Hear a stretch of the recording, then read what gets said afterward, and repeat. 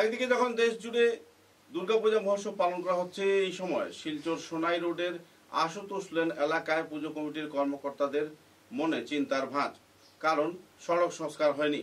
যাতায়াতের সড়ক 60 লক্ষ টাকা ব্যয়ে নির্মাণ করার কথা ছিল। 60 লক্ষ টাকা বিধায়ক দীপায়ন চক্রবর্তী অনুমোদনও দিয়েছিলেন, কিন্তু কন্ট্রাক্টর এই কাজ করছেন না। কন্ট্রাক্টরের বক্তব্য, ওনার বকেয়া বিল উনি পাচ্ছেন না, তাই নতুন কাজে হাত দিতে তিনি কাতরাচ্ছেন। অন্যদিকে 60 লক্ষ টাকা অনুমোদন করার পরও সড়ক সংস্কার না হওয়ায় ক্ষোভে ফুঁসছেন এলাকার নাগরিকেরা।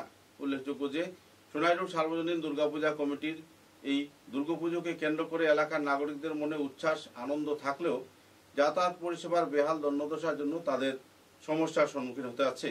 এমনকি দর্শক শ্রোতারাও এই পুজো প্যান্ডেলে যেতে পারছেন না। বৃষ্টি দিলেই হাঁটুজল হয়ে যায় আশুতোষ লেন এলাকায়।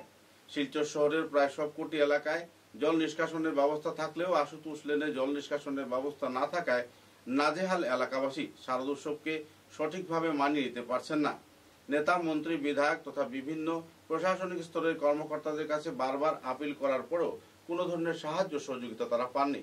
এমতাবস্থায় তারা আন্দোলনমুখী নীতি গ্রহণ করছেন। সাংবাদিকদের সঙ্গে কথা বলতে গিয়ে ভুক্তভোগী এলাকার নাগরিকেরা বিস্তারিত তথ্য তুলে ধরেন। সুন্দর পুজো, এত সুন্দর প্যান্ডেল, কিন্তু দর্শক শ্রোতারা আসতে পারছেন না। একটা বেহাল সড়ক, এটা কেন? এই পরিস্থিতিটা কেন? পুজোর এই মুহূর্তে তো সব দিকে একটা চিক্কন পরিবেশ, আমরা এত জরাজীর্ণ অবস্থায় কেমন করে আছি? আমরা তো বিগত 15 বছর ধরে এই জরাজীর্ণ অবস্থায় আছি এবং আশুতোষ লেন একটা খালে পরিণত হয়েছে, যেটা আমাদের বিধায়ক স্যারও দেখেছেন। উনি আমাদের জন্য 60 লক্ষ টাকা বরাদ্দ করেছেন, কিন্তু কন্ট্রাক্টর মহাশয় কাজ করতে মানে হিমশিম খাচ্ছেন, কিন্তু বলছেন কি উনার ফান্ড নেই।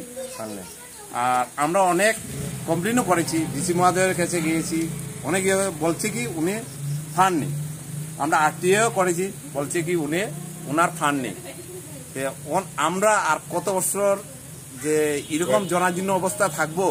আর এত কষ্ট কি বলবো, আমাদের পাড়া প্রতিবেশীরা বাচ্চা নিয়ে চলতে স্কুলে যেতে পারছে না, টিউশনে যেতে পারছে না, কাজে যেতে পারছে না। মেলুকের যে আমাদের মা বোনেরা আছে, তারা কি বলবো, কোমর পর্যন্ত জল থাকে আমাদের আশুতোষ লেনে।